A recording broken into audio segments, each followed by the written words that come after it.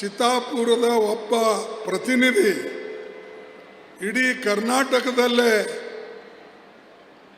ಸಾಮಾನ್ಯ ಜನರ ಸಮಸ್ಯೆಗಳನ್ನು ಎತ್ತಿ ಹಿಡಿದು ಮಾತನಾಡ್ತಕ್ಕಂಥ ಶಕ್ತಿ ಪ್ರಿಯಾಂಕ್ ಖರ್ಗೆ ಅವರಿಗೆ ಬಂದಿದೆ ಅಂದರೆ ಇದು ತುಂಬ ಸಂತೋಷದ ಸಂಗತಿ. ಇವತ್ತು ಉದ್ಘಾಟನೆ ಸಮಾರಂಭ. ಈ ಉದ್ಘಾಟನೆಯಲ್ಲಿ ಸುಮಾರು 90 ಕೋಟಿ ಕೆಲಸದ ಉದ್ಘಾಟನೆ ನಾವು ನೆರವೇರಿಸ್ತಾ ಇದ್ದೇವೆ. ಅದು ಕರ್ನಾಟಕ ಗೃಹ ಮಂಡಳಿ ವತಿಯಿಂದ 3 ಕಾಮಗಾರಿಗಳು, 21 ಕೋಟಿ ಮೇಲೆ ಲೋಕೋಪಯೋಗಿ ಇಲಾಖೆ ವತಿಯಿಂದ ಸುಮಾರು 36 ಕೋಟಿ ರೂಪಾಯಿ ಕೆಲಸ, ನಿರ್ಮಿತಿ ಕೇಂದ್ರ 4 ಕಾಮಗಾರಿಗಳು ಸುಮಾರು 50 ಲಕ್ಷ, ಚಿತ್ತಾಪುರ ಪುರಸಭೆ ವತಿಯಿಂದ 5 ಕಾಮಗಾರಿಗಳು 94 ಲಕ್ಷ ರೂಪಾಯಿಗಳು, ವಾಡಿ ಪುರಸಭೆ ವತಿಯಿಂದ 2 ಕಾಮಗಾರಿಗಳು, ಅದರ ವೆಚ್ಚ ಸುಮಾರು 102.85 ಲಕ್ಷಗಳು, ಕೃಷಿ ಇಲಾಖೆಗೆ ಚಿತ್ತಾಪುರ ವತಿಯಿಂದ 1 ಕಾಮಗಾರಿ, ಅದರ ಒಟ್ಟು ವೆಚ್ಚ 218 ಲಕ್ಷ. ಅದೇ ರೀತಿಯಾಗಿ ಕರ್ನಾಟಕ ರಾಜ್ಯ ಸಣ್ಣ ಕೈಗಾರಿಕೆ ಅಭಿವೃದ್ಧಿ ನಿಗಮದ ವತಿಯಿಂದ ಒಟ್ಟು 25 ಕೋಟಿ ರೂಪಾಯಿ ವೆಚ್ಚದ ಕೆಲಸ, ಅರಣ್ಯ ಇಲಾಖೆ ವತಿಯಿಂದ ಕಾಮಗಾರಿ, ಅದರ ಒಟ್ಟು ವೆಚ್ಚ 50 ಲಕ್ಷ. ಅದರ ಜೊತೆಯಲ್ಲೇ ಇದು ಆದಂಥ ಕೆಲಸದ ಅಡಿಗಲ್ಲು ನಾವು ಹಾಕಿದ್ದೇವೆ. ಆದರೆ ಅದರ ಜೊತೆಯಲ್ಲಿ ಅಡಿಗಲ್ಲು ಸಮಾರಂಭ, ಅಡಿಗಲ್ಲಲ್ಲ, ಕೆಲಸ ಮುಗಿದಿತ್ತು. ಈಗ ಅಡಿಗಲ್ಲು ಹಾಕ್ತಕ್ಕಂಥದ್ದು ಸುಮಾರು ಸಣ್ಣ ನೀರಾವರಿ ಇಲಾಖೆ 13 ಕೋಟಿ 50 ಲಕ್ಷ ರೂಪಾಯಿ, ಕರ್ನಾಟಕ ನೀರಾವರಿ ನಿಗಮದಿಂದ 88.69 ಕೋಟಿ ರೂಪಾಯಿ, ಕರ್ನಾಟಕ ಗೃಹ ಮಂಡಳಿ ಕಾಮಗಾರಿ 9 ಕೋಟಿ 11 ಲಕ್ಷ ರೂಪಾಯಿ, ರಾಷ್ಟ್ರೀಯ ಹೆದ್ದಾರಿ ಸುಮಾರು 3 ಕಾಮಗಾರಿಗಳಿಗೆ ವೆಚ್ಚ 94 ಕೋಟಿ 24 ಲಕ್ಷ ರೂಪಾಯಿ, ಪಶುಪಾಲನಾ ಇಲಾಖೆ ಸುಮಾರು 6 ಕಾಮಗಾರಿಗಳು, ಆರೋಗ್ಯ ಮತ್ತು ಕುಟುಂಬ ಕಲ್ಯಾಣ ಸೇವೆಗಳ ಇಲಾಖೆ 19.80 ಕೋಟಿ ಅಂದರೆ 80 ಲಕ್ಷ, ಗ್ರಾಮೀಣ ಕುಡಿಯೋ ನೀರು ಹಾಗೂ ನೈರ್ಮಲ್ಯ ಇಲಾಖೆ ಇದಕ್ಕೆ 16 ಕಾಮಗಾರಿಗಳಿವೆ, ಅದಕ್ಕೆ 5 ಕೋಟಿ 81 ಲಕ್ಷ, ಪ್ರಧಾನಮಂತ್ರಿ ಗ್ರಾಮೀಣ ಸಡಕ್ ಯೋಜನೆ 45 ಕಾಮಗಾರಿಗಳ ವೆಚ್ಚ 83 ಕೋಟಿ ರೂಪಾಯಿ, ಕರ್ನಾಟಕ ಗ್ರಾಮೀಣ ಮೂಲಸೌಕರ್ಯ ಅಭಿವೃದ್ಧಿ ಇಲಾಖೆ ಇದಕ್ಕೆ ಸುಮಾರು 9 ಕೋಟಿ 35 ಲಕ್ಷ. ಅದೇ ರೀತಿಯಾಗಿ ಕರ್ನಾಟಕ ವಸತಿ ಶಿಕ್ಷಣ ಸಂಸ್ಥೆ ಸಂಘ ಇದರ 2 ಕಾಮಗಾರಿಗೆ 14 ಕೋಟಿ ರೂಪಾಯಿ, ರಾಜೀವ್ ಗಾಂಧಿ ಹೌಸಿಂಗ್ ಕಾರ್ಪೊರೇಷನ್ 3 ಕಾಮಗಾರಿಗೆ ಸುಮಾರು 17 ಕೋಟಿ 71 ಲಕ್ಷ ರೂಪಾಯಿ, ಚಿತ್ತಾಪುರ ಪುರಸಭೆ 3 ಕಾಮಗಾರಿಗಳು ವೆಚ್ಚ 31.70 ಕೋಟಿ ರೂಪಾಯಿ. ಅದೇ ರೀತಿಯ ಕರ್ನಾಟಕ ರಾಜ್ಯ ಪೊಲೀಸ್ ವಸತಿ ಮತ್ತು ಮೂಲ ಸೌಕರ್ಯ 1 ಕಾಮಗಾರಿಗೆ 5 ಕೋಟಿ, ಲೋಕೋಪಯೋಗಿ ಇಲಾಖೆ 42 ಕಾಮಗಾರಿಗಳಿಗೆ 185 ಕೋಟಿ ರೂಪಾಯಿ, ಪಂಚಾಯತಿ ರಾಜ್ ಇಂಜಿನಿಯರಿಂಗ್ ಇಲಾಖೆ 6,603 ಕಾಮಗಾರಿಗಳ ವೆಚ್ಚ 256 ಕೋಟಿ ರೂಪಾಯಿ, ಕೃಷಿ ಇಲಾಖೆ 3 ಕಾಮಗಾರಿಗಳ ವೆಚ್ಚ 12 ಕೋಟಿ ರೂಪಾಯಿ, ಕೃಷಿ ಉತ್ಪನ್ನ ಮಾರುಕಟ್ಟೆ ಸಮಿತಿ 1 ಕಾಮಗಾರಿ ವೆಚ್ಚ 18 ಕೋಟಿ 54 ಲಕ್ಷ, ಕಾಡಾ ಇಲಾಖೆಯಿಂದ 5,51,09,000 ರೂಪಾಯಿ ಮತ್ತು ರೈಲ್ವೆ ಇಂಡಿಯಾ ತಾಂತ್ರಿಕ ಮತ್ತು ಆರ್ಥಿಕ ಇದಕ್ಕೆ ಸುಮಾರು 4 ಕೋಟಿ ರೂಪಾಯಿ, ರೈಲ್ವೆ ಇಲಾಖೆ 2 ಕಾಮಗಾರಿಗಳು 4 ಕೋಟಿ ರೂಪಾಯಿ. ಈಗ ಅನೇಕ ಕೆಲಸಗಳು ಇದರ ಅಡಿಗಲ್ಲು ಇವತ್ತು ಹಾಕ್ತಾ ಇದ್ದೇವೆ ಮತ್ತು ಯಾವ ಕೆಲಸಗಳ ಮುಗಿದಿವೆ ಅದು ಕೂಡ ನಾನು ಹೇಳಿದ್ದೇನೆ. ಇದರ ಹೇಳ ತಾತ್ಪರ್ಯ ಏನೆಂದರೆ ಇಷ್ಟೊಂದು ಕೆಲಸ ಶಾಸಕರು ಈ ಭಾಗದಲ್ಲಿ ಮಾಡಿದ್ದಾರೆ. ನಿಜವಾಗಲೂ ನನಗೆ ಹೆಮ್ಮೆ ಅನ್ನಿಸ್ತದೆ. ಯಾಕಂದರೆ ನನಗೆ ನೀವು ಆರಿಸ್ತಂದಿರಿ, ನಿಮ್ಮ ಆಶೀರ್ವಾದದಿಂದ ನಾನು ಆರಿಸಿ ಬಂದೆ. ಆದರೆ ನನಗೆ ಒಂದೇ ವರ್ಷ ನಿಮ್ಮ ಸೇವೆ ಮಾಡ್ತಕ್ಕಂಥದ್ದು ಅವಕಾಶ ಆಯಿತು. 1 ವರ್ಷದಲ್ಲೇ ನನಗೆ ದಿಲ್ಲಿಗೆ ಕಳಿಸ್ಬಿಟ್ರಿ. ಒಂದೇ ವರ್ಷದಲ್ಲಿ ನಾನು ದಿಲ್ಲಿಗೆ ಹೋಗಬೇಕಾಯಿತು ಮತ್ತು ಮುಂದೆ 1 ವರ್ಷ ಮುಂದೆ ಈಗ 3 ಚುನಾವಣೆಯಲ್ಲಿ ನಿಮ್ಮ ಆಶೀರ್ವಾದದಿಂದ ಪ್ರಿಯಾಂಕಾ ಅವರು ಗೆಲ್ತಾ ಇದ್ದಾರೆ ಮತ್ತು ಕೆಲಸನೂ ಕೂಡ ಮಾಡ್ತಾ ಇದ್ದಾರೆ. ಇದು ನಿಮ್ಮೆಲ್ಲರಿಗೆ ಗೊತ್ತಿರತಕ್ಕಂಥ ವಿಚಾರ.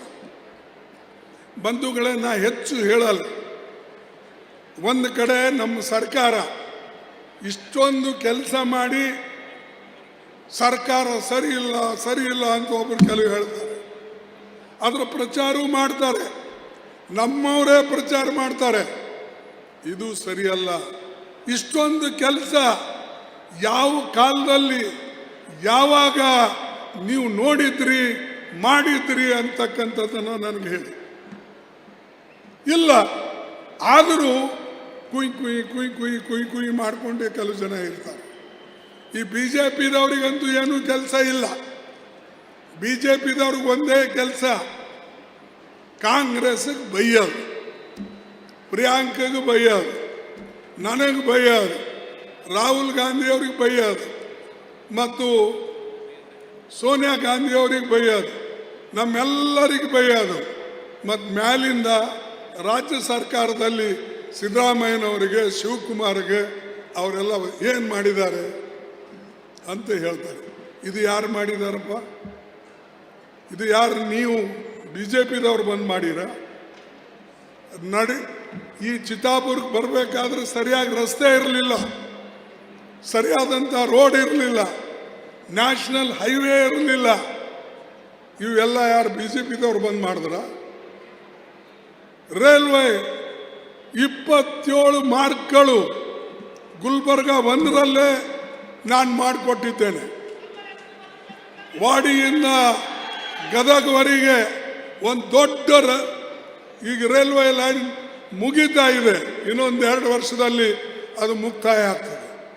ಅರೆ, ಇಂಥ ದೊಡ್ಡ ದೊಡ್ಡ ಕೆಲಸಗಳು ಸಾರ್ವಜನಿಕರಿಗೆ ನಾವು ಮಾಡಿಕೊಟ್ಟರೂ ಕೂಡ ಕೆಲವು ಜನ ಹೊಟ್ಟೆ ಕೆಚ್ಚು ಪಡ್ತಾರೆ. ಇದು ಸರಿಯಲ್ಲ. ಯಾರು ಕೆಲಸ ಮಾಡ್ತಾರೋ ನೀವು ಬೆಂಬಲ ಕೊಡಿ. ಬಾಕಿದ ರಾಜಕೀಯ ಇರ್ತದೆ. ರಾಜಕೀಯದಲ್ಲಿ ನಾವೇನು ಮಾಡಬೇಕು, ಯಾವ ರೀತಿಯಾಗಿ ಪಕ್ಷನ ಬೆಳೆಸೋಕ್ಕೇನು ಕೆಲಸ ಮಾಡ್ತಾರೋ ಅದು ಮಾಡ್ತಾರೆ. ಆದರೆ ಅಭಿವೃದ್ಧಿ ಕೆಲಸದಲ್ಲಿ ಎಲ್ಲರೂ ಕೈ ಜೋಡಿಸಿ, ಮೊದಲೇ ನಮ್ಮ ಗುಲ್ಬರ್ಗ ಹಿಂದುಳಿದಂಥ ಭಾಗ, ಅದಕ್ಕಾಗಿ ನಾನು ಸಂವಿಧಾನದಲ್ಲಿ ತಿದ್ದುಪಡಿ ತಂದು 375J ಇಡೀ ದೇಶದಲ್ಲಿ ಯಾರೂ ಮಾಡಿಲ್ಲ, ಅದನ್ನು ಮಾಡಿ ನಿಮಗೆ ಕೊಟ್ಟಿದ್ದೇವೆ. ಅದರಿಂದ ಇಂಜಿನಿಯರಿಂಗ್ ಸೀಟ್, ಮೆಡಿಕಲ್ ಸೀಟ್, ರಸ್ತೆಗಳು, HKD ಬೋರ್ಡು, ಕರ್ನಾಟಕ ಕಲ್ಯಾಣ ಬೋರ್ಡು, ಸಾವಿರಾರು ಕೋಟಿ ರೂಪಾಯಿ ಅನುದಾನ. ಇವೇನು ಪುಕ್ಸಟ್ಟೆ ಬಂತೇನ್ರಿ? ಯಾರು ಮಾಡಿದ್ದಾರೆ? ಇದೇ BJP ಅವ್ರಿಗೆ ಕೊಟ್ಟೇವೆ.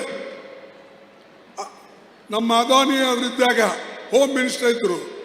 ಅವ್ರೇನು ಮಾಡಿದ್ರು ಅಂದರೆ, ನಾವು ಏನು ಅಪ್ಲಿಕೇಶನ್ ನಾನು ಧರ್ಮ್ ಸಿಂಗ್ ಅವರು ಈ ಭಾಗದ ನಾಯಕರು ಹೋಗಿ ಕೊಟ್ಟರೆ ಅದು ಹಿಂಗೆ ಬಿಸಾಕ್ಬಿಟ್ರು. ये वो नहीं होने वाला है। अगर एक जगह हम करेंगे तो दूसरे वाले पूछते हैं, ये पेंड्रोलोन बॉक्स खुला हो जाता है ಅಂತ ಹೇಳಿದ್ರು.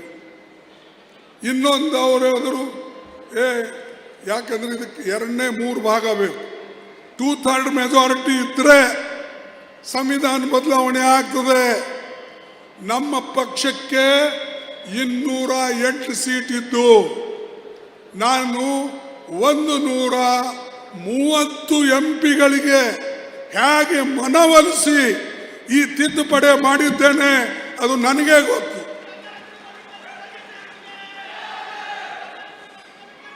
ಅದರ ಲಾಭ ನಾವೇನು ತಗೊಳ್ತಾ ಇಲ್ಲ. ನನ್ನ ಮಕ್ಕಳಿಗೆ ಸಿಗಲ್ಲ, ನನ್ನ ಮೊಮ್ಮಕ್ಕಳಿಗೆ ಸಿಗೋದಿಲ್ಲ, ಅಥವಾ ಇದ್ರ ಮೇಲೆ ಕುಂತಂಥವ್ರು ಅನೇಕ ನಾಯಕರಿಗೆ ಸಿಗೋದಿಲ್ಲ. ಯಾರಿಗೆ ಸಿಗ್ತದೆ? ಇಲ್ಲಿ ಹುಟ್ಟಿ ಬೆಳೆದು ಯಾರು ಬಡವರಿದ್ದಾರೋ, ಯಾರು ರೈತರಿದ್ದಾರೋ, ಯಾರು ನಮ್ಮ ತಾಯಿಂದರಿದ್ದಾರೋ ಅವರಿಗೆ ಅನುಕೂಲ ಮಾಡೋಕ್ಕೆ ಇಂಥ ಒಂದು ಮಹತ್ವದ ಕಾನೂನನ್ನು ನಾವು ತಂದುಕೊಟ್ಟೆವು. ಆದರೆ ಇನ್ನೂ ಕೆಲವು ಜನ ನಾವು ನೋಡಿ ಏರ್ಪೋರ್ಟ್ ಮಾಡಿಕೊಟ್ಟೇವೆ. ನಾನು ನೆನೆಸ್ಬೇಕು, ನಮ್ಮ ಶ್ರೀನಿವಾಸ ರಡಗಿ ಜನರಿಗೆ ನಮಸ್ಕಾರ ಮಾಡ್ತೀನಿ 10 ಸಲ. ಅವರು ಪಾಪ 1,000 ಎಕರೆ ಜಮೀನು ಸ್ವಲ್ಪ ಹಣದಲ್ಲೇ ಕೊಟ್ಟು ಇವತ್ತು ಅಲ್ಲಿ ನಿಂತಿದೆ. ಅಂಥದ್ದೆಲ್ಲ ನಾವೇ ಮಾಡಿದ್ದು. ಕೇಂದ್ರ ಸರ್ಕಾರ ದುಡ್ಡಿಲ್ಲ, ರಾಜ್ಯ ಸರ್ಕಾರ ದುಡ್ಡಿಲ್ಲ, ಬರೇ ಜನ ಕೊಟ್ಟಂತ ಜಮೀನು ಮತ್ತು ಇಲ್ಲಿ ಬೋರ್ಡಿನಲ್ಲಿ ನಮ್ಮ ಹಕ್ಕು ಏನಿತ್ತು ಅದನ್ನು ತೆಗೆದುಕೊಂಡು ಅದು ಮಾಡಿಟ್ಟೇವೆ. ಈಗ ಅದು ಪ್ಲೇನೇ ಬಂದ್ ಮಾಡಿಬಿಟ್ರು. ಯಾಕೆ? ಅರೆ ಓ ಖರ್ಗೆ ಜಿ ಫಿರ್ತೆ ಹೇ ಉದರ್, ಖರ್ಗೆ ದಿನ ಬರ್ತಾರ? ಇಂಥ ಅಂದ್ರೆ ಕೆಟ್ಟ ಕೆಲಸ, ಕೆಟ್ಟ ಯೋಚನೆ ಮಾಡೋದು. ಅದಕ್ಕಾಗಿ ನೀವು ಹುಷಾರಾಗಿರ್ಬೇಕು. ನಿಮಗೆ ಇನ್ನೊಂದು ಮಾತು ಹೇಳ್ತೀನಿ ನಾನು.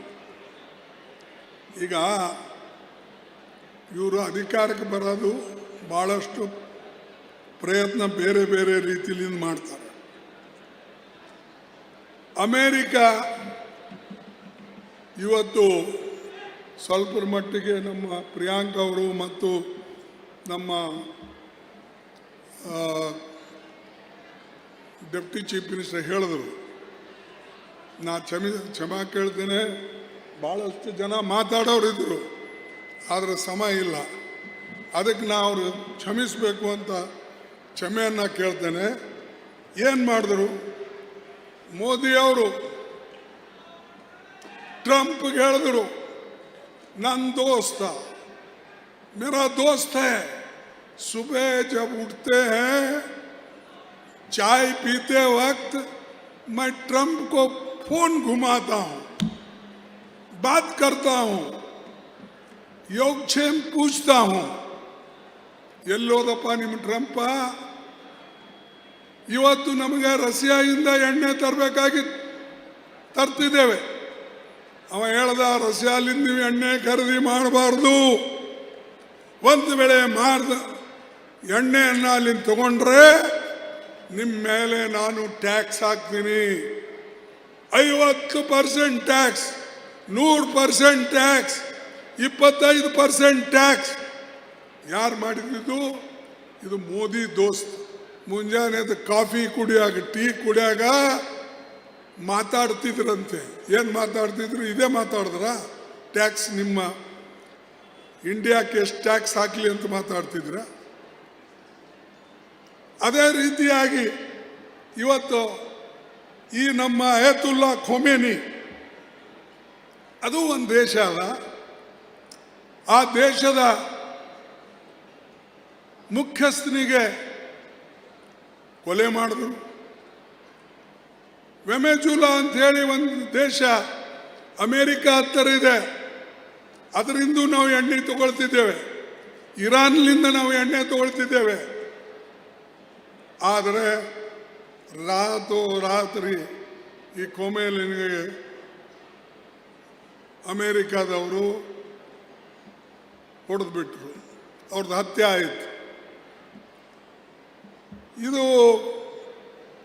ಒಂದು ದೇಶದ ಮುಖ್ಯಸ್ಥನಿಗೆ ನೀವು ಕೊಲೆ ಮಾಡಿದ್ರೆ ದೇಶ ಸುರಕ್ಷಿತ ಉಳಿತದೆ, ಪ್ರಪಂಚ ಸುರಕ್ಷಿತ ಉಳಿತದ. ಇದು ಯೋಚನೆ ಮಾಡಿ. ಇವತ್ತು ಖೊಮೇನಿ ಇರ್ಬೋದು, ಇನ್ನೊಬ್ಬರು ಇರ್ಬೋದು, ವೆಮೆಜುಲಾದಾಗ ಮತ್ತಾರು ಇರ್ಬೋದು. ಹಿಂಗೆ ಪ್ರತಿ ಒಬ್ಬರಿಗೆ ನೀವು ಧಮಕಿ ಹಾಕಿ ಹಾಕಿ ಇಡೀ ಪ್ರಪಂಚದಲ್ಲೇ ಅಶಾಂತಿ ಮಾಡಿದರೆ ಯಾವ ದೇಶನೂ ಇಡೀ ವಿಶ್ವದಲ್ಲಿ ಶಾಂತಿ ಇರೋದಿಲ್ಲ. ವಿಶ್ವದಲ್ಲಿ ಶಾಂತಿ ಬೇಕು ಅಂದರೆ ಮಹಾತ್ಮ ಗಾಂಧೀಜಿಯವರ ತತ್ವದ ಮೇಲೆ ನಾವು ನಡಿಬೇಕು. ಮತ್ತು ಅಮೇರಿಕಾಗೆ ಇಂಥ ಘಮಂಡ್ ಬಂದಿದೆ. ನಾನು ಹೇಳ್ತೇನೆ ನಿಮಗೆ, ಅಂತಾರಾಷ್ಟ್ರೀಯ ಕಾನೂನುಗಳೇನಿವೆ ಅದರ ಉಲ್ಲಂಘನೆನೂ ಮಾಡ್ತಾ ಇದ್ದಾರೆ. ಮತ್ತು ನಮಗೆ ಜಬರ್ದಸ್ತಿಯಿಂದ ಅಗ್ರಿಮೆಂಟ್ ಮಾಡಿಸ್ಕೊಳ್ಳೋದು. ನಮ್ಮಲ್ಲಿ ತೊಗರಿ ಬೆಳೆ ಇದೆ, ಹೆಸರಿದೆ, ಉದ್ದಿದೆ, ಸೋಯಾಬೀನ್ ಇದೆ, ಮೆಕ್ಕೆಜೋಳ ಇದೆ, ನಮ್ಮ ಅರಳಿ ಕಪಾಸ್ ಇದೆಲ್ಲ ನಾವು ಉತ್ಪನ್ನ ಮಾಡ್ತೇವೆ. ಟ್ರಂಪ್ ನಮ್ಮ ಕೈಯಿಂದ ನಮ್ಮವರಿಗೆ ಹೇಳಿ ನೋಡಿ, ನಾನು ಇವೆಲ್ಲ ಅಮೇರಿಕಾಯಿಂದ ನಿಮಗೆ ಕಳಿಸ್ತೇನೆ, ಮತ್ತು ಅದರ ಬೆಲೆ, ಅದ್ರ ಮೇಲೆ ಟ್ಯಾಕ್ಸ್ ಇಲ್ಲ. ಇಂಡಿಯಾ ಗೌರ್ಮೆಂಟು ಟ್ಯಾಕ್ಸ್ ಹಾಕಂಗಿಲ್ಲ. ಆದ್ರೆ ನಾವು ಕಳಿಸ್ತಕ್ಕಂಥ ಸಾಮಾನು ಮೇಲೆ ಅವ್ರು ಟ್ಯಾಕ್ಸ್ ಹಾಕ್ಬೋದು ಅಮೇರಿಕಾದಲ್ಲಿ. ಈಗ ನನ್ನ ತೊಗರಿ ಯಾರು ತಗೊಳ್ತಾರೆ, ನನ್ನ ಹೆಸರು ಯಾರು ತಗೊಳ್ತಾರೆ, ನನ್ನ ಉದ್ದ ಯಾರು ತಗೊಳ್ತಾರೆ? ನಮ್ಮ ಜೋಳ ಅಂತೂ ಹೋಗೋದಿಲ್ಲ ಬಿಡಿ. ನನ್ನ ಅಕ್ಕಿ ಯಾರು ತಗೊಳ್ತಾರೆ, ನನ್ನ ಹತ್ತಿ ಯಾರು ತಗೊಳ್ತಾರೆ? ಯಾಕಂದ್ರೆ ಇದ್ರ ಬೆಲೆ ನಮ್ಮಲ್ಲಿ ಮೊದಲೇ ಬೆಲೆ ಏರಿಕೆ ಇದೆ. ನಾವು ಹೊರಗಡೆ ಕಳಿಸಂಗಿಲ್ಲ, ಕಳಿಸಿದ್ರೆ ಅದ್ರ ಮೇಲೆ ಟ್ಯಾಕ್ಸ್. ಅವರು ಅಲ್ಲಿಂದ ಅವ್ರ ಬಳಿ 10 ಎಕರೆ 20 ಎಕರೆ 100 ಎಕರೆ ಇಲ್ಲ. ಅವ್ರ ಹತ್ರ ಸಾವಿರಾರು ಎಕರೆ ಒಬ್ಬನೇ ಮಷೀನ್ ಹಚ್ಚಿ, ಟ್ರ್ಯಾಕ್ಟರ್ ಹಚ್ಚಿ, ದೊಡ್ಡ ದೊಡ್ಡ ಮಷೀನ್ ಹಚ್ಚಿ ಉಳ್ತಾನೆ ಜಮೀನು. ಅವನಿಗೆ ಅದನ್ನು ಪಡ್ತಾಳು ಬೀಳ್ತದೆ. ನಮ್ಮ ದೇಶದಲ್ಲಿ 65% ರೈತರು ಕೃಷಿ ಮೇಲೆ ಅವಲಂಬಿತರಾಗಿದ್ದಾರೆ. ಅಮೆರಿಕಾದಲ್ಲಿ 3%. ಎಷ್ಟು? 3%. 3% ಕೃಷಿಕರು ಮಾತ್ರ ಅಲ್ಲಿದ್ದಾರೆ. ನಮ್ಮಲ್ಲಿ ನಾವು ಡಿಪೆಂಡ್ ಇರೋದು ರೈತರು 65%. ಅವ್ರ ಗತಿ ಏನ್ರಿ? ಇಂಥವ್ರು ಸರಿ, ನೀವು ದೋಸ್ತಿ ಮಾಡಿಕೊಂಡು ಇಂಥವ್ರ ಜೊತೆಯಲ್ಲಿ ಕೂಡಿ ನಮ್ಮ ದೇಶವನ್ನ ಹಾಳು ಮಾಡ್ತಾ ಇದ್ದೀರಿ. ನಮ್ಮ ದೇಶವನ್ನ ಗುಲಾಮಗಿರಿಯಲ್ಲಿ ಒಯ್ದಿಡ್ತಾ ಇದ್ದೀರಿ. ನಮ್ಮ ದೇಶವನ್ನ ಗಿರ್ವಿ ಇಟ್ಟಿದ್ರಿ. ಇವತ್ತು ಅಮೇರಿಕಾ ಹೇಳಿದ್ದೇ ಕೇಳೋದು. ಬೈಟೋ ಅಂದ್ರೆ ಬೈಟೋ, ಊಟೋ ಅಂದ್ರೆ ಊಟೋ. ಆದರೆ ಮಾತು ನೋಡಿದ್ರೆ ದೊಡ್ಡ ದೊಡ್ಡ ಹೇಳ್ತಾರೆ. ಅರೆ, ನಿಮ್ಮ ದೇಶದ ಸ್ವಾಭಿಮಾನ ಕಾಪಾಡ್ಕೊಳ್ಳಿ, ನಿಮ್ಮ ದೇಶ ರಕ್ಷಣೆ ಮಾಡ್ಕೊಳ್ಳಿ, ನಿಮ್ಮ ರೈತರ ರಕ್ಷಣೆ ಮಾಡಿ. ಈಗ ನೋಡಿ, ಈ ಯುದ್ಧ ನಡೀತು. ಮೊದಲು ನಮಗೆ ಇರಾನ್ ಎಣ್ಣೆ ಕೊಡ್ತಿತ್ತು, ರಷ್ಯಾ ಎಣ್ಣೆ ಕೊಡ್ತಿತ್ತು, ವೆನೆಜುಲಾಲಿಂದ ಎಣ್ಣೆ ತರ್ತಿದ್ದೇವೆ. ಎಲ್ಲೆಲ್ಲಿ ಸಸ್ತಾ ಇದೆ, ಚೀಪ್ ಇದೆ, ಅಲ್ಲಿಂದ ತಂದು ನಮ್ಮ ದೇಶದಲ್ಲಿ ಪೆಟ್ರೋಲು, ಡೀಸೆಲ್ಲು ಇವೆಲ್ಲ ತಯಾರು ಮಾಡ್ಕೋತಿದ್ದೇವೆ. ಇವತ್ತು ಮೋದಿ ಏನು ಹೇಳ್ತಾನೋ ಅಲ್ಲೇ ಖರೀದಿ ಮಾಡಬೇಕು. ಮೋದಿ ಯಾವ್ದ್ರ ಮೇಲೆ ತಗೋಂತಾನೋ ಅದೇ ಬೆಲೆಗೆ ತಗೊಳ್ಬೇಕು. ಹೀಗೆ ನಮ್ಮೆಲ್ಲರಿಗೆ ನಮ್ಮ ದೇಶನೇ ಹಾಳು ಮಾಡ್ತಕ್ಕಂಥದ್ದು, ಸತ್ಯಾನಾಶ ಮಾಡ್ತಕ್ಕಂಥದ್ದು ಇವತ್ತು ಮೋದಿಯವರು ಮಾಡ್ತಾ ಇದ್ದಾರೆ. ಮತ್ತು ಯಾವಾಗಲೂ ಇಲ್ಲರ ದಿನ ಎದ್ದು ಮಾತಾಡ್ತಾರೆ. ಮನ್ ಕಿ ಬಾತ್, ಉಸ್ಕಿ ಬಾತ್, ಇಸ್ಕಿ ಬಾತ್ ಭಾಳ ಮಾತಾಡ್ತಾರೆ. ಈಗ ಯಾಕೆ ಮಾತಾಡೋದಿಲ್ಲಪ್ಪ? ಅಮೇರಿಕ ನಮ್ಮ ಮೇಲೆ ಇಷ್ಟ ಅನ್ಯಾಯ ಮಾಡ್ತಾ ಇದೆ. ಮಾತಾಡುವು. ಬೇರೆ ಊರಿಗೆ ಹೋಗ್ತಾ ಎಣ್ಣೆ ತರಬೇಡ ಅಂತ ಹೇಳ್ತಾರೆ, ಪೆಟ್ರೋಲ್ ತರಬೇಡ ಅಂತ ಹೇಳ್ತಾರೆ, ಆಯಿಲ್ ತರಬೇಡ ಅಂತ ಹೇಳ್ತಾರೆ. ಇಲ್ಲ, ನಾವು ಮಾಡಲ್ಲ, ನಮ್ಮ ನಿರ್ಣಯ ನಾವು ತಗೊಳ್ತೇವೆ. ಈಗ 30 ದಿವಸಿನ ಸವಲತ್ತು ಕೊಟ್ಟಿದ್ದಾರೆ. ಎಣ್ಣೆ ಖರೀದಿ ಮಾಡೋಕ್ಕೆ 30 ಡೇಸ್ ಸವಲತ್ತು ಕೊಟ್ಟನ. ಯಾರು? America Trump. ಅವ ಒಬ್ಬ ಡಿಕ್ಟೇಟರ್, ಇವ ಒಬ್ರು ಮೋದಿ ಅವ್ರ ಗುಲಾಮ್. 30 ಡೇಸ್ ಒಳಗಾಗಿ ನೀವು ಎಣ್ಣೆ ಖರೀದಿ ಮಾಡಬೇಕು. ಅದರ ಮೇಲೆ ಮತ್ತೆ ನಾನು ಪರ್ಮಿಷನ್ ಕೊಟ್ಟರು ತಗೊಳ್ಬೇಕು, ಇಲ್ಲದ್ರೆ ಇಲ್ಲ. ನೀವು ಇದನ್ನು ಒಪ್ತೀರಾ? ಬ್ರಿಟಿಷರಿಗೆ ಕಾಂಗ್ರೆಸ್ ಪಾರ್ಟಿಯವರು ಒತ್ತೋಡಿಸಿದ್ರು, ಸ್ವಾತಂತ್ರ್ಯ ತಗೊಂಡ್ರು, ಗಾಂಧೀಜಿ ಅವ್ರ ಜೀವ ಕೊಟ್ಟರು, ಗುಂಡೇಟು ತಿಂದರು. ಅಂಥ ಕಾಂಗ್ರೆಸ್ ಪಾರ್ಟಿಗೆ ಬೈದು ಅಧಿಕಾರದಲ್ಲಿ ಬಂದ್ರಿ. ಈ ದೇಶ ಗುಲಾಮಗಿರಿಯಲ್ಲಿ ಒಯ್ಯಕ್ಕೆ ಬಂದ್ರ? ನಾನು ಕೇಳ್ತೇನೆ, ಕೆಲವು ಜನ ಬರೇ ಧರ್ಮದ ಹೆಸರ ಮೇಲೆ ದೇಶ ಕಟ್ಟಕ್ಕಾಗೋದಿಲ್ಲ. ಈ ದೇಶ ನಾವೆಲ್ಲರೂ ಸೇರಿ ಕಟ್ಟಬೇಕಾಗ್ತದೆ. ಕುಲ ಮತ ಭೇದ ಜಾತಿ ಬಿಟ್ಟು ಮೊದಲು ದೇಶ ಉಳಿಸ್ಬೇಕು, ಆಮೇಲೆ ಮತ್ತೊಂದು ಕೆಲಸ ಮಾಡಬೇಕು. ಅದನ್ನು ಬಿಟ್ಟು ಮೋದಿ ಅಧಿಕಾರಕ್ಕೋಸ್ಕರ ಮುಂಜಾನೆ ಹಿಡಿದು ಸಂಜೆ ತನ ಎಲೆಕ್ಷನ್ ಭಾಷಣ. ಇವತ್ತು ಎಲ್ಲಾರ, ಇವತ್ತು ಅಸ್ಸಾಂನಾಗಾರ, ಇವತ್ತು ಎಲ್ಲಾರ, ಇವತ್ತು ವೆಸ್ಟ್ ಬೆಂಗಾಲ್ದಾಗಾರ, ಇವತ್ತು ಎಲ್ಲಾರ ತಮಿಳ್ನಾಡ್ದಾಗ.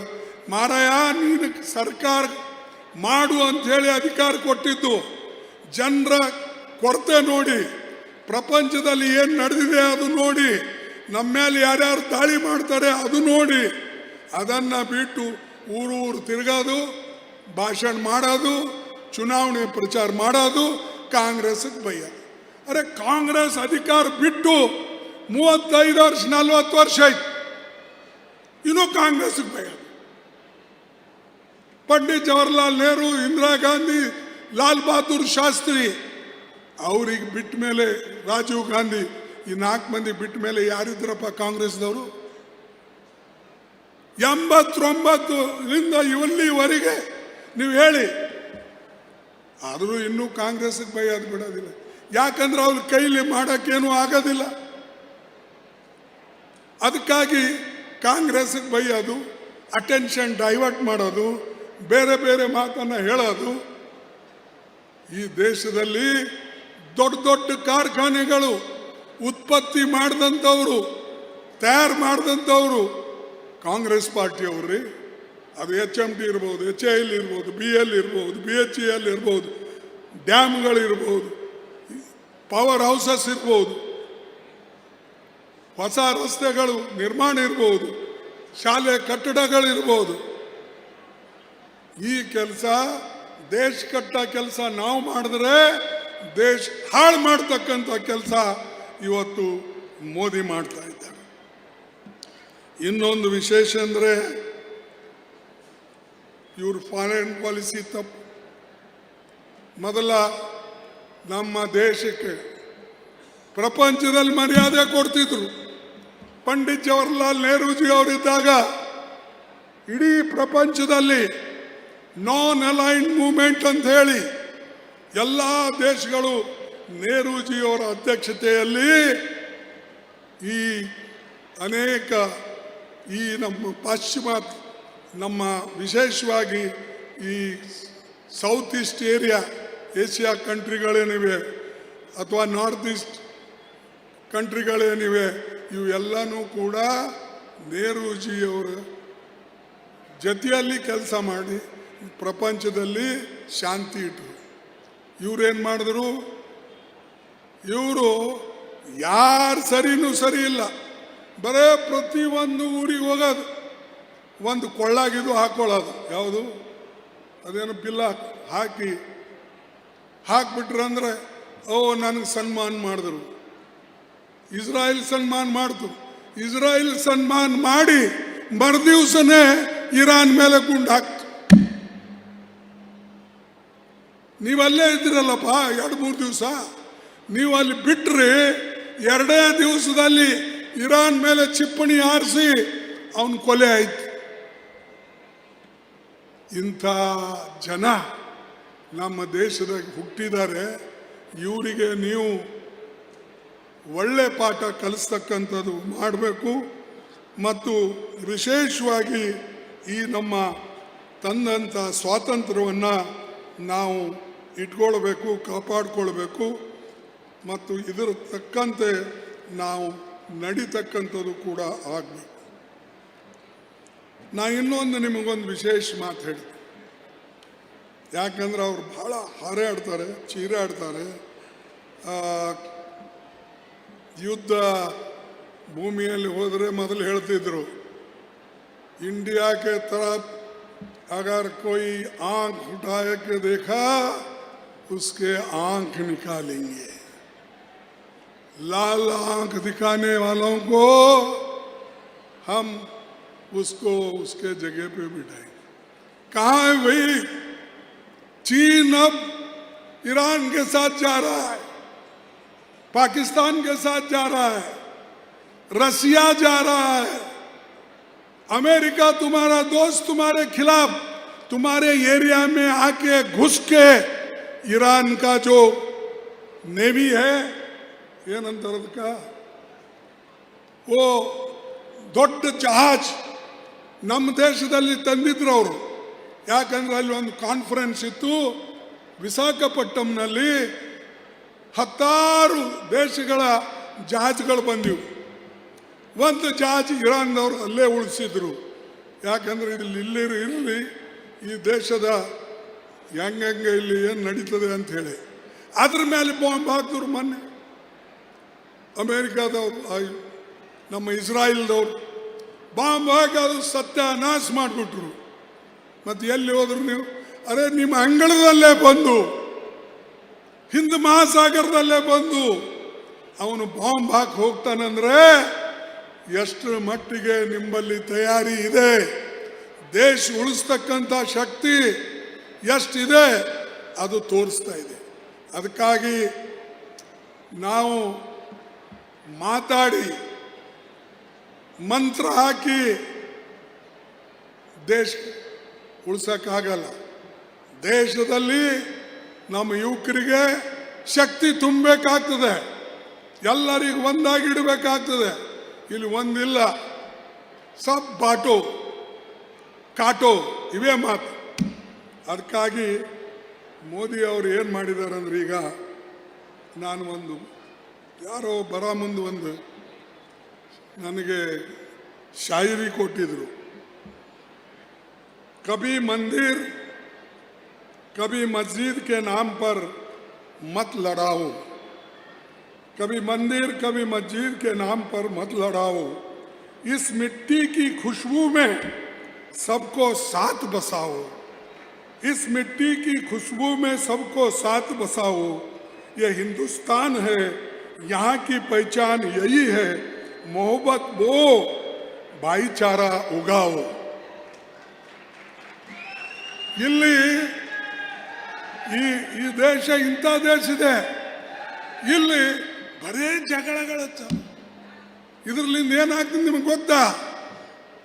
ಪ್ರಪಂಚದಲ್ಲಿ ಒಂದಿಲ್ಲ ಒಂದು ನಮ್ಮ ಮೇಲೆ ಆಪಾದನೆ ತಂದು ಕೊನೆಗೆ ನುಕ್ಸಾನ ಆಗೋದು ಬಡವರಿಗೆ. ಶ್ರೀಮಂತರು ಹೆಂಗೋ ಬದುಕ್ತಾರ. ಬಾಂಬ್ ಬೀಳದ್ದು ಅಂದ್ರೆ ಓಡಿ ಅಮೇರಿಕಾಗೆ ಹೋಗ್ಬೋದು, UK ಹೋಗ್ಬೋದು. ಯಾವುದಾರ ಒಂದು ಸಣ್ಣ ಐಲ್ಯಾಂಡ್ ಇತ್ತು ಅಂತಂದ್ರೆ ಅಲ್ಲಿ ಹೋಗಿ ಬಚ್ಚಿ ಕೂಡ್ಬೋದು ಇವರು. ನಾವೆಲ್ಲಿ ಕೂಡೋಣಪ್ಪ? ನಮ್ಮ ಮನೆಗಳು ಚಿಕ್ಕ ಚಿಕ್ಕ ಇವೆ. ಯಾರ್ದು 1 ಬೆಡ್ರೂಮ್ 2 ಬೆಡ್ರೂಮ್ 3 ಬೆಡ್ರೂಮ್ 4 ಬೆಡ್ರೂಮ್ ಅಂದ್ರೆ ಭಾಳ ದೊಡ್ಡ ಮನೆ ಆಯ್ತು. ನಾವೆಲ್ಲಿ ಅಡಿಕೊಂಡು ಕೂಡೋಣ? ಊರು ಬಿಟ್ಟು ಹೋಗ್ಬೇಕಾದ್ರೂ ದುಡ್ಡಿಲ್ಲ, ಬಸ್ಗಳಿಲ್ಲ, ರೈಲ್ವೆ ಇಲ್ಲ. ಅರೆ ನೀವು ಇಂಥ ಮಾತುಗಳನ್ನು ಹೇಳಿ ಜನರಿಗೆ ಅವರ ಒಂದು ಮಾತಿಗೆ ನೀವು ಹೆಚ್ಚಾಗಿ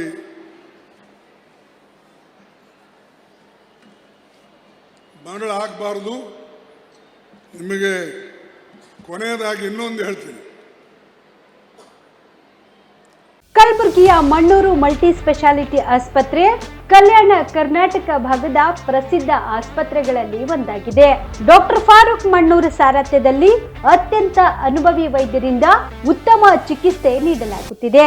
ಮಣ್ಣೂರು ಮಲ್ಟಿ ಸ್ಪೆಷಾಲಿಟಿ ಆಸ್ಪತ್ರೆಯಲ್ಲಿ ಸಿಗುವ ಚಿಕಿತ್ಸೆಗಳು: general surgery, laparoscopy surgery, neuro surgery, orthopaedic surgery, plastic surgery, gastro surgery, aqua surgery, gynaecology surgery, general medicine, paediatric, neuro surgery, cardiology, haematology, endocrinology, ENT ಮತ್ತು ophthal, general physician, gynaecology, paediatric, family medicine, urology, nephrology, radiology, dialysis, advance ICU ಮತ್ತು advance OT setup, ಅತ್ಯಾಧುನಿಕ ಸೌಲಭ್ಯವುಳ್ಳ ಕ್ಯಾಸುಲಿಟಿ, ದಿನದ 24 ಗಂಟೆ emergency trauma centre. ಹೆಚ್ಚಿನ ಮಾಹಿತಿಗಾಗಿ ಸಂಪರ್ಕಿಸಿ ಬಾರಾ hills circle, ring ರಸ್ತೆ, ಕಲಬುರಗಿ. Phone number 9538786108.